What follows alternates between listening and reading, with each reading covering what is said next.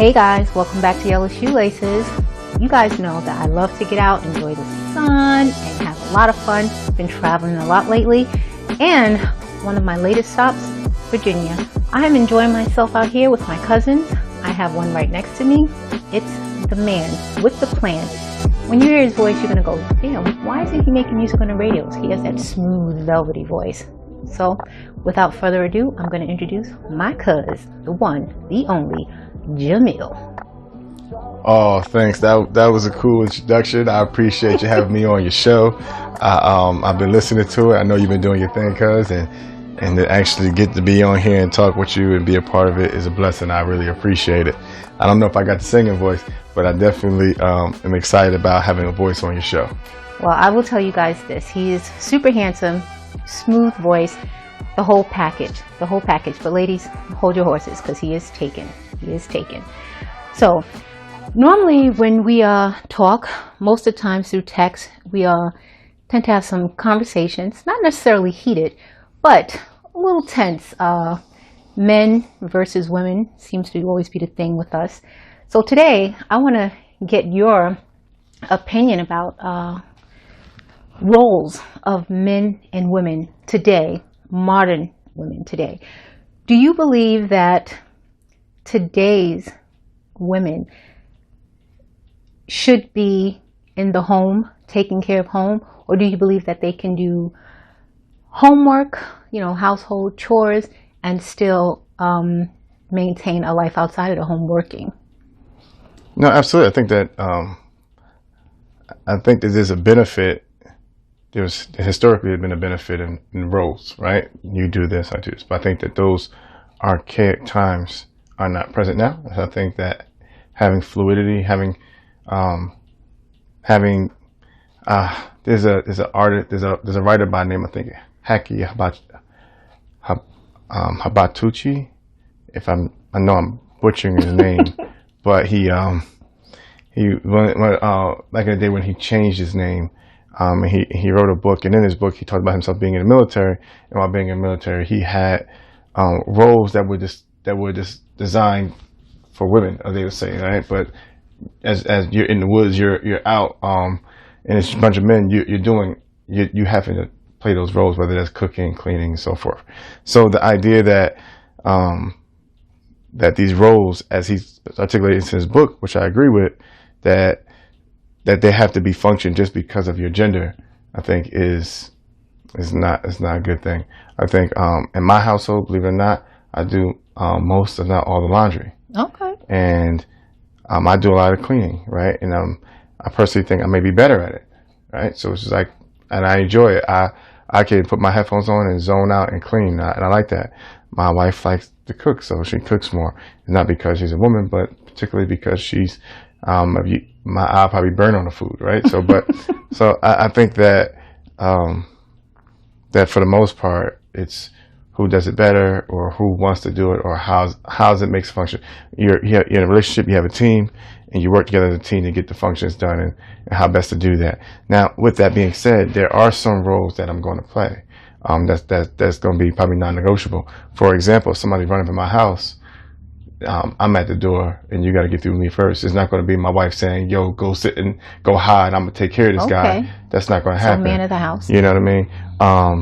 If I always tell some people, if I have a daughter, I don't have a daughter, but if I had a daughter and my daughter went on a date with a guy and she got a flat tire, and that guy sat in the car while she went out there and changed the tire, that'd be their last date. But would you expect her to know how to change a tire on her own? I would expect her to know how to change the tire on her own. But if she has a man there, he should be changing that tire if he's physically capable. Now, if he's okay. Right. So there are some and some roles that I do believe is pertinent. And there's some. So I understand those things, but at this, but I do understand that I don't want to limit our I don't want to limit what we can do in a household, or do I want to limit women's success? Women have doing great strides. I've been fortunate in my life to be around some pretty amazing women. When I was when I was growing up, I went to Cathedral International Baptist Church, where we had our assistant pastor was a woman. She was a great woman. She was, and where other churches may have said a woman couldn't be a preacher, but she was our preacher. So I grew up under her. When I went to school, I went to University of Pennsylvania, and our excuse me, I want to say principal, but college president was a woman.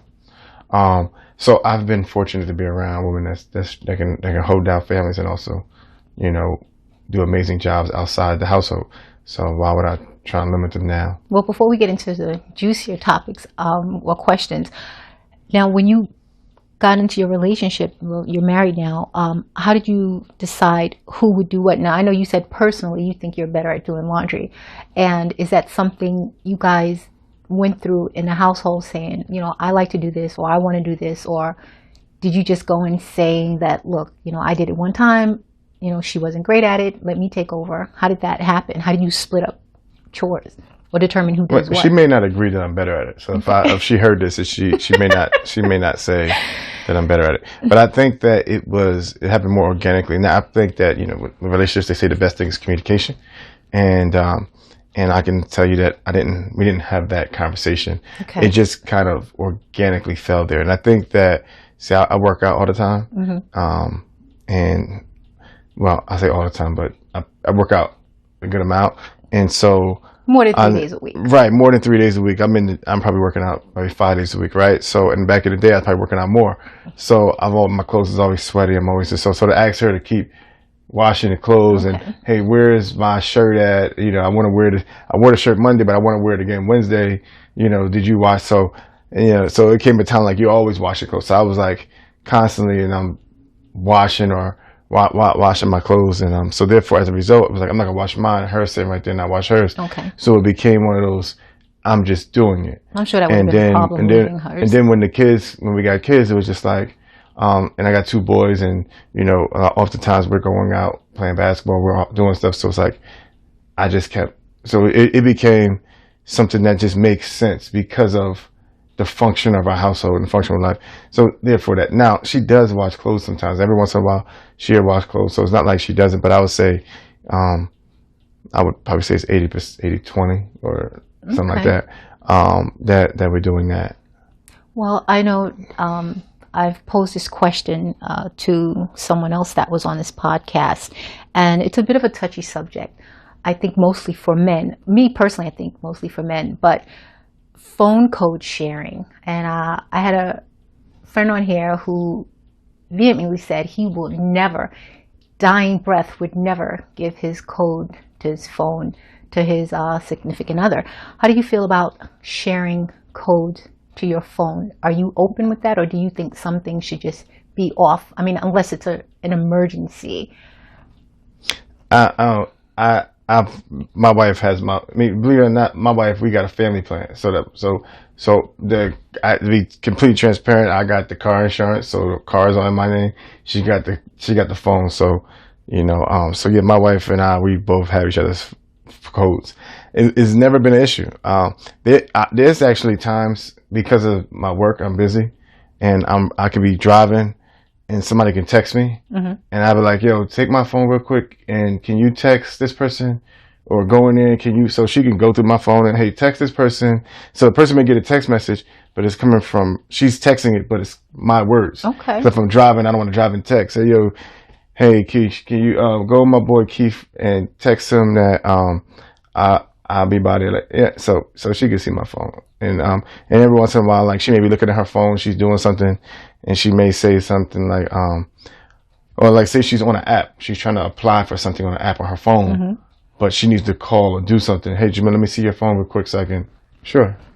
So no, I can see the reservations. I'm not naive, but in my household, that's never been an issue. Well, it's never been, and since the beginning of our relationship, it's never been something an issue. It's actually a benefit that she has. My kids have my code. Do you think it's anything wrong with couples, married or dating? Well, I'll say dating for long periods, because you're not going to just date someone for 6 months and give them a code to your phone. But long-term dating or married, do you think it's something wrong with someone not having the code to their partner's phone? I mean, I think I'm not going. I think every marriage, every relationship, everybody has their own boundaries. Okay. So there are certain things that I wouldn't be able to say like, okay, you're wrong for this or you're right for that. If my wife wouldn't give me her code, I would be like, fuck, that's about.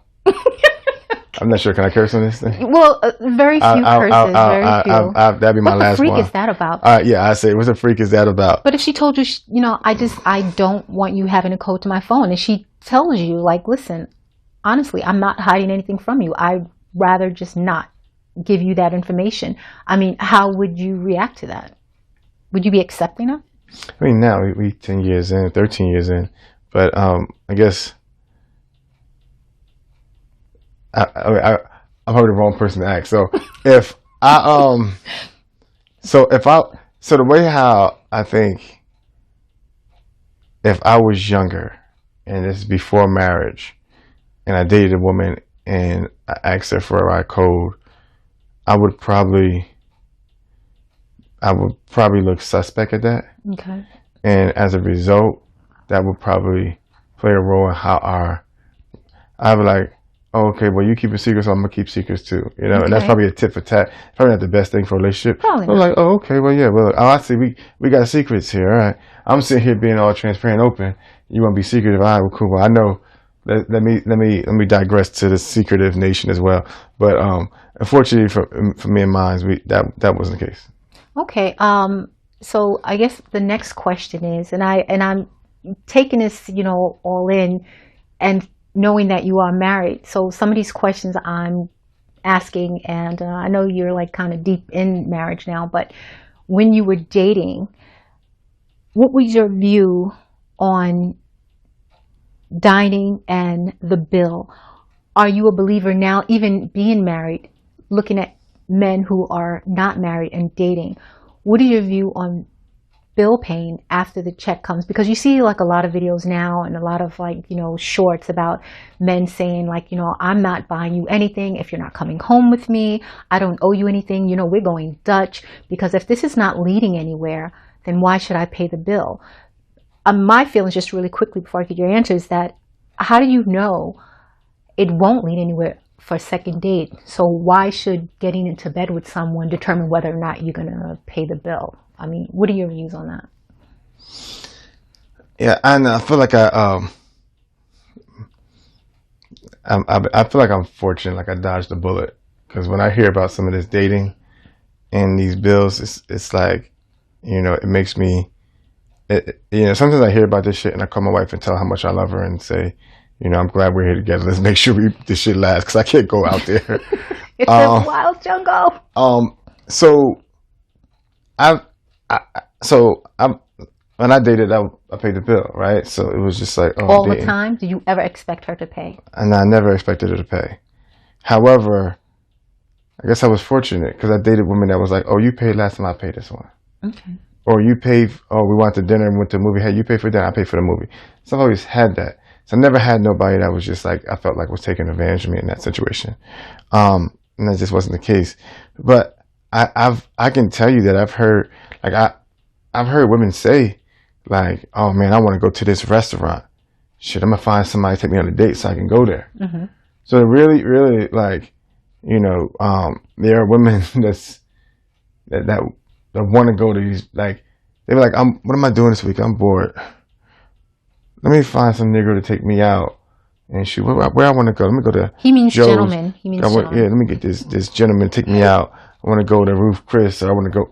And they plan their weekends where they're going out all month. You got women like, oh, I've been this. You're like, oh, when the last time you went to a restaurant? I've been to these 10 restaurants. Did you pay for any of them? Nah, they pay for me. And so then you start looking like, all right, you can feel like as a dude, you're going to get played, so I can see it. So, but what I will say is that, all right, so when I was dating, we never went to like no expensive restaurants early on. Okay. So that wasn't, but I'm saying I was much younger than, had less money anyway, so I probably couldn't afford some of them big restaurants or more expensive restaurants at the time anyway. But for the most part, even now, if I talk to my homeboys, they go out and they'd be like, they'd tell me, I want somebody to a restaurant, and they ordered all this food. They ordered this. Man, my bill was $500. Stuff like that, and or however much it is for to go out to these nice restaurants. And I was like, why'd you take her there? But do you think that? So yeah, so if I was dating in this scene, we not going. Our first dates, we going somewhere low key. So expensive restaurants, you're saying? That's when we get later on down the road. Just like if you're gonna say, oh, I'm getting the draws later on down the road, or we gotta reserve those draws because we want to see if it's going somewhere. I just want to make sure I'm hearing you right. So you're saying that what you're hearing is the same way how women's gonna say, I want to reserve. You're not gonna just take me out to eat and get some draws, right? They're going to say, oh, look, we're going to date. I want to get to know you. I want to see where this is going. I want to see if you're somebody who I'm compatible with. We can find that out going to Apple. I don't eat Applebee's, but Olive Garden. We can find that out. Ruby Tuesday. We can find that at Ruby Tuesdays.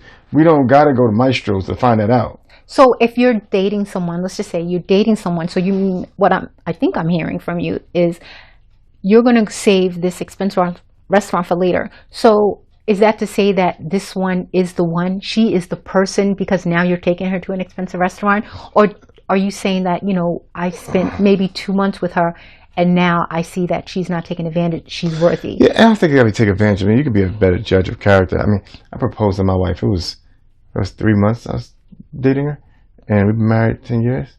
So, but the expensive restaurant, 3 or 6 months? When you take her there, are you saying I took her there, it was like, I'm not saying she's it, but what I'm saying is our first restaurants are probably not going to be the most expensive ones. Okay.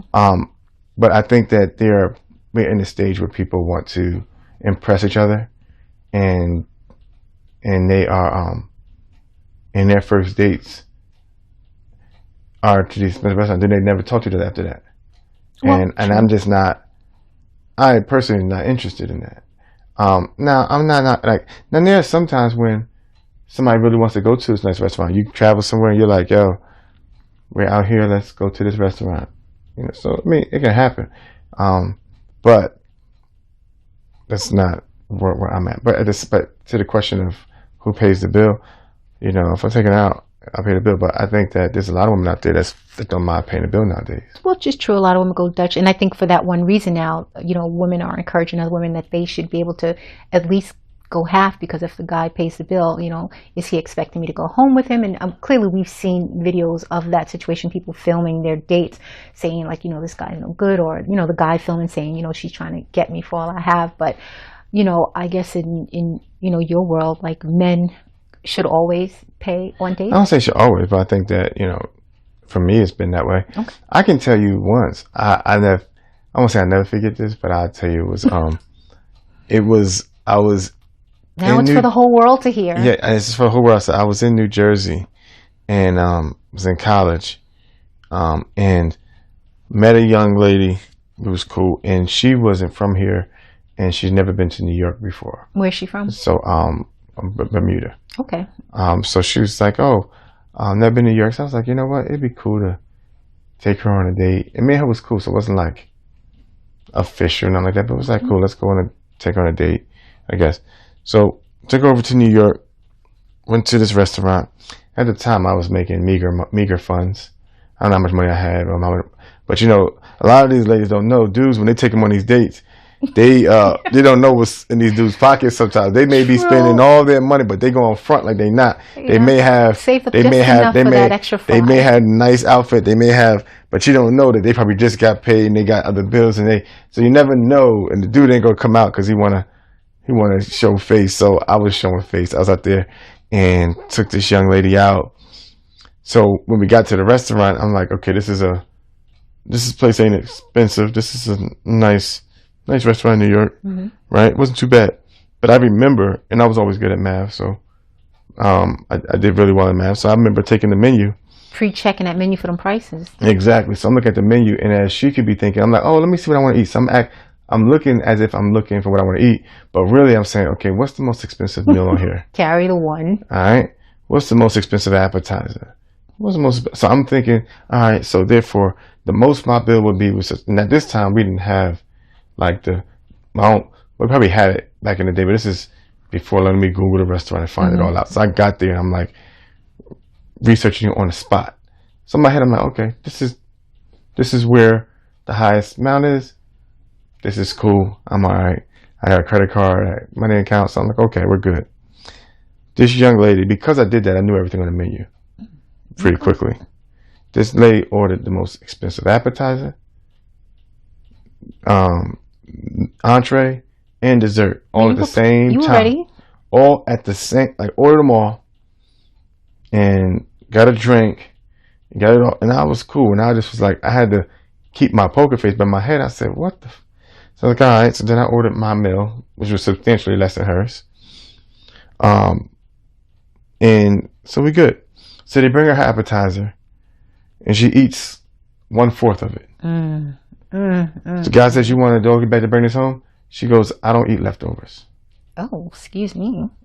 Got the entree, ate a portion of it, tasted dessert. She ate probably 1/4 of her whole meal. Yeah, I would be upset with that. Threw it all. And I sat there and looked, but was my experience. I was like, okay, how do I avoid an experience like this? Yeah. But then you don't know what somebody's going to do. But you know what I'm saying? So I'd rather have that experience at that restaurant. If I'd have had that experience at a Ruth Chris or a 5-star restaurant, I'm saying Ruth Chris because I can't think of other names, and your listeners may not know the restaurants here. And I can say a nice restaurant here in Virginia, and they're like, I don't know, but I think Maestro's all over the place. That's another one. So you got some nice restaurant there, Joe's. You know that you get the point. Yeah. Okay. Well, yeah, I would be a little upset. Order a whole bottle of wine, take a sip, and be like, I'm good. And you're like, I just spent $1,000 for this bottle of wine you just ordered. But with that, and I get your point because I totally would be upset with that. But if it's something that she had eaten, now I get that people should, be a little humble when they're in a restaurant, and if it's expensive, you don't order the most expensive thing. But do you feel that on a date a woman should be able to order whatever she wants? I mean, you did take her to this restaurant, so should she limit herself because of price? I mean the reality is this. You want to be fair, right? I mean, everybody's going to. Here's a non-relatable situation, but I guess it is relatable in the sense that when I was in school, I remember they took us out. We had somebody take us fellas out. I was in the honor society, so took us honor students out, and we went to a restaurant, and it was like, "You want to order something?" We was like, "Well, shoot, we can't really afford it. We ordered like filet. We ordered like the works because it was being paid for. We were paying for it, so it was like, should we here? Let's get this experience. We weren't really considering or being considerate of the buyer who was paying for it. We were like, we're doing it. So in that situation. I think that if a woman's like, this is what she naturally eats, she comes here all the time, she knows the meal, this is what she wants, then yeah. But I think that at times it's like, at times it feels like you don't want somebody to feel like they're being taken advantage of. That's all. That's the point. I mean, order what you want. You want to be cool. And if I can't afford it, I shouldn't bring you there. Right? So if I'm bringing you there, you know what I mean? So therefore you got dudes stunting, acting like they can afford it, but they really can't. So if you bring her there and you telling her, look at the menu, so clearly, you're saying that, you can order whatever you want. Because if you're taking her there and you know what the price. Let me tell you, I tell my fellas, because I'm married, you know what I'm saying, so I'm not in that world. But I know fellas that's young or whoever else that's not married, and I'd be like, yo, if I go out with a woman and she order all that, that'd probably be one of the last dates we have. Wow, really? Even if she ate it all? Yeah, because I'm going to think that I'm not going to want to maintain this lifestyle. Because she's going to be ordered. If she can eat, if we're going to have a $500 meal now, next week we're going to have another $500. But you chose to take her to the restaurant. What I'm telling you is that we're all going to be testing each other. You're married. You're dating somebody. You want to figure out, learn them. Who are they? So if you're sitting here and you're going to do that, that means you're going to probably. I don't think that's fair. Only because I think that most times, you're taking her there and you're limiting her. I can take you, my cousin. Price. Yeah. Me and you can go out to eat right now. I take you somewhere, and we've been out, and I'll be like, let's go here. You're like, don't worry about you, man. You don't got to do that. Let's get this, and you will give an option that's lower. You won't. You have done that. I've seen it. So you're very considerate of the other person, even if they're offering. Hey, I can drive. You don't got to drive that far. We can go here. right? You just did it. Okay. So therefore, ideally, you're dating somebody. You want somebody who's going to be, that you're going to feel like, yes, they know nice things. They want it. They're willing to spend. They're willing. I want the filet mignon with the lobster and whatever else, the caviar and all the good stuff. So you want someone who has good taste and all these things, right? That's cool. But if you're in a situation where this person is just like, I'm just going to order all this, and this is what I want, this is what I do, you just got to be able to say, can I maintain that shit? Well, is it necessarily inconsiderate? Just hear me out. Is it necessarily inconsiderate? And again, I'm just saying because you took her to the restaurant, and that's not to say if you didn't take her to a less expensive restaurant. That's why I told you I don't take them to those. That's why I said I don't take them to those restaurants up front because I'm not going to try to figure that out. All right. Okay. Well, so we're going to figure that out. I'm not getting an answer to my question, but your question is, I hear you. Are they that? I'm not saying they're not inconsiderate, so they can be very considerate. Mm-hmm. But I'm saying if it were me, okay, and for the people who I talk to about the situation, I would say if a woman, you take her out and she order all this shit, your question should be, could I maintain this? Okay. Or do I want to? And there's some people that can maintain it. And let's be clear, I got money, so I can probably maintain it. Do I want to? Me and my wife, we can go to a restaurant tomorrow and spend $40 between the both of us. Okay. And be perfectly fucking happy. Excuse me, perfectly happy. Perfectly happy. Yeah, perfectly happy. Then we can go to a restaurant and we'll spend $5. We can do it. And we have done it. But when people start dating, they want to test the waters and see. So, I don't know. So new relationships, be easy on the expensive restaurants. New relationships, I am going to, we're going to work our way up. Okay. And yeah, we're going to work our way up. Well, I want to ask this, and really this is pre-marriage. I wanted to find out your opinion because now, again, you know, a lot of women now are just kind of coming into their own and they feel like, you know, and I've heard a lot of women say, even some friends of mine, like, I don't need a man and, you know, I can be by myself. And, you know, back in the day, you know, as women, we always expected men to approach us and, you know, how are you doing? And, you know, get your number. But now women are just basically saying, if I see something, I'm going to get it. What do you feel about women? I don't want to call them aggressive, but women who just see a man and they want that man and they're just going like, look, I like you. And I want to know if we could hook up. Do you have feelings like old school feelings, like it should be a man place to approach women? Or are you okay with seeing women today approaching men saying, look, I like you. I want you. Like, let's do this sort of thing. So I think that it's great that women approach men. I think it's sexy. I think it's cool. So I'm all for it. I'm not really. Do you think it comes off as aggressive? No, I think it's cool. You know what you want, go get it. And I think that as a person that's myself as a go-getter, or people that's go-getter, she said you want to go get it. So I'm all for it. You know what I'm saying? Because I think sometimes we have situations where you use one scenario of what you do and see how, and maybe that is how you act in other ways. So if you're aggressive with me coming to do this, that means you might be aggressive with me in the bedroom. That means that I might or it might be aggressive at us getting good deals on our investments. If we're going to be investors, that might be aggressive. So that person that does that quality of being aggressive won't be limited to that situation where you just approached me and wanting me. I can use that to say, okay, oh well, this aggression is going to be great for taking care of our kids because she's going to make sure that, you know what I mean. So in that situation, again, I think it's attractive. So I think it's cool. I'm all for it. I do think though, like stuff like a woman, I seen on TV a woman propose to a man. Yes. See that right there? I mean, is that a total no-go? I think that goes kind of far. I don't know about that one. But if you can approach him and say you like him, why not ask for a marriage? See, I think that's, and again, not my own hypocrisy there, but I just feel like I'm not saying it's wrong, just like it's kind of weird to me. I say it's weird. I'll also say that, like, the reality is we all have certain needs internally.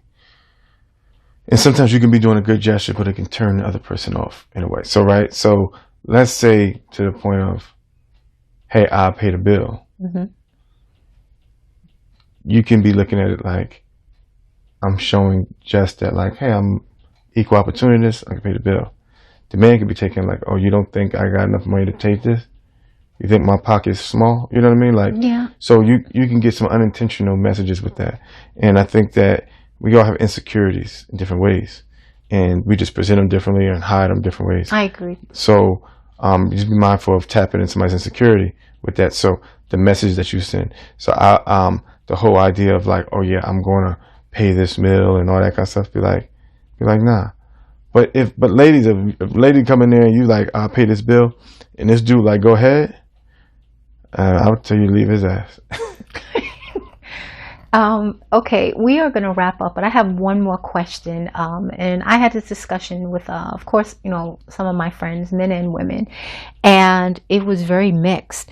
Now, seeing how, again, you are married for a while now, and I'm sure your view would be a little different, but if you're in a long-term relationship or married long-term, do you believe that it's okay if one of you went on vacation? Like if your wife just said, you know what, and I'm not saying she's like stressed or anything like that, but she just says, look, I just need a minute by myself. I want to have 5 days away.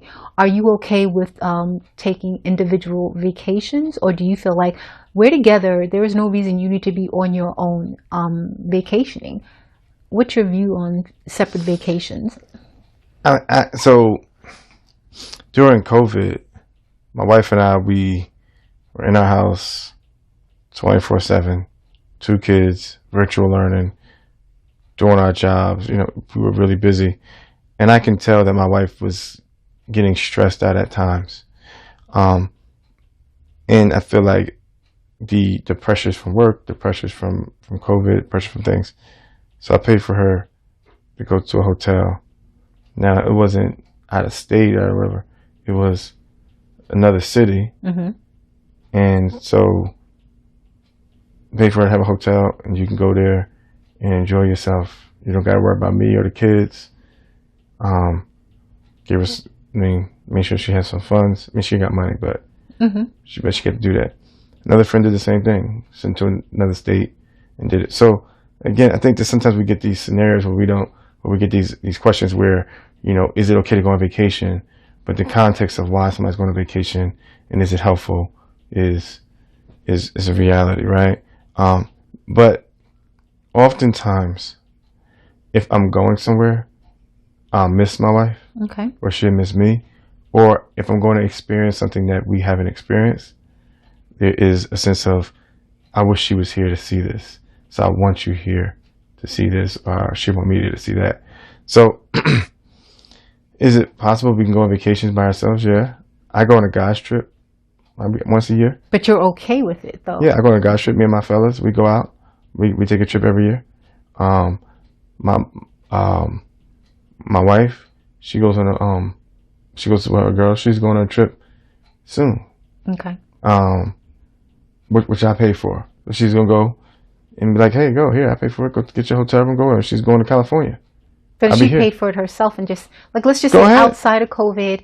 And she just look, I really want to spend some time by myself. I'm going away for 5 days. Would you be okay in that situation? Sure, go ahead. Okay. The reality is the questions that are surrounded by trust. The questions are, do you trust your person to go do what they say they're going to do? Okay. Right?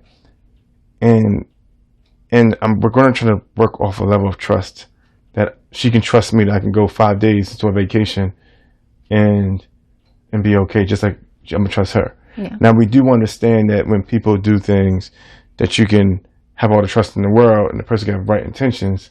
However, sin can creep in, or opportunities can creep in, or things can happen which can compromise or jeopardize your relationship. Yeah. So we're not ignorant to that.